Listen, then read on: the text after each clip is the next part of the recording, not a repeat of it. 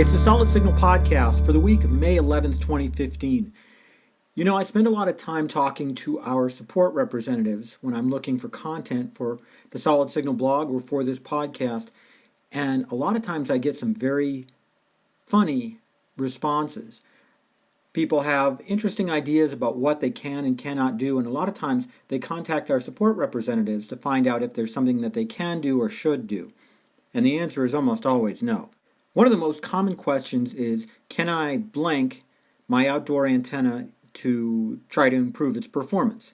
And the answer is almost always no there as well, because the blank is usually things like put large strips of aluminum on the outside, or coat it with Teflon tape, or spray it down with some sort of special anti-icing solution, or any of those sort of things.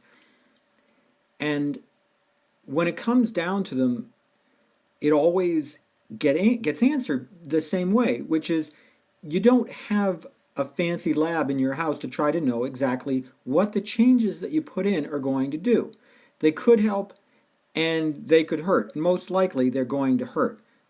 There's a lot of folks who remember putting aluminum foil on the ends of their rabbit ear antennas, which often improved the reception quality partially by creating more area for reception, which unfortunately sounds like a great idea, but sometimes you're actually creating too much area for the channels that you're trying to receive. So the little aluminum foil flags made things better on some channels and made them worse on others. The situation's magnified if you try to apply the same principle to an outdoor antenna.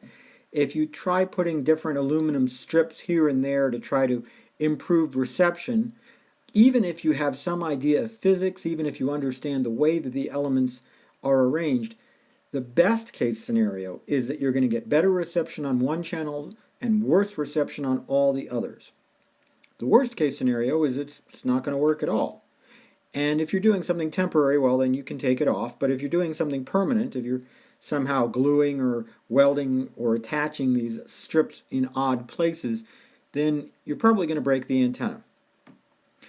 One almost exception is you can usually find a way to put a VHF dipole somewhere on a UHF antenna, and it's going to work.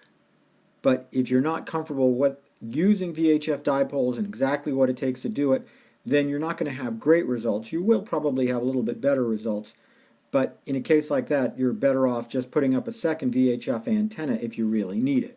The same goes with putting any sort of spray on your antenna. You could put WD-40 on the antenna if you're worried about icicles forming, and that's not going to hurt it a whole lot, and it actually might help to the extent that the icicles are going to be really heavy and weigh on the elements, but that's not going to improve reception. Nothing you put on an antenna is going to be as conductive as the aluminum the antenna is actually made from. And even if your antenna gets a layer of black powder on it, that's aluminum oxide, and it's just as conductive as aluminum. Well, just slightly less conductive than plain aluminum, and it does actually create a little patina on the antenna, which keeps it from corroding further. So it's actually a good thing. So I wouldn't put any spray on your antenna. I wouldn't put aluminum strips on your antenna. Here are the two things that you can do for your outdoor antenna that actually improve reception. And, this is money in the bank, folks. I can't use the word guarantee because our lawyers won't let us, but these are the tried and true proven ways of doing it. Number one, raise that antenna up higher so it's above trees and other obstructions. And number two, make sure that it's aimed properly. Aiming properly may not mean aiming it directly at the towers. It may mean aiming it slightly off to make sure that there's no problem with multipath, or that you can get the most power from multiple broadcast locations. If you do this, you're going to have the best possible reception. One more quick word, and that's about the issue of preamplifiers. I generally do not recommend the use of preamplifiers on digital signals. Almost all of the time, it's not necessary. An amplifier is only necessary if you're trying to compensate for very long runs. And we'll make that argument in another podcast.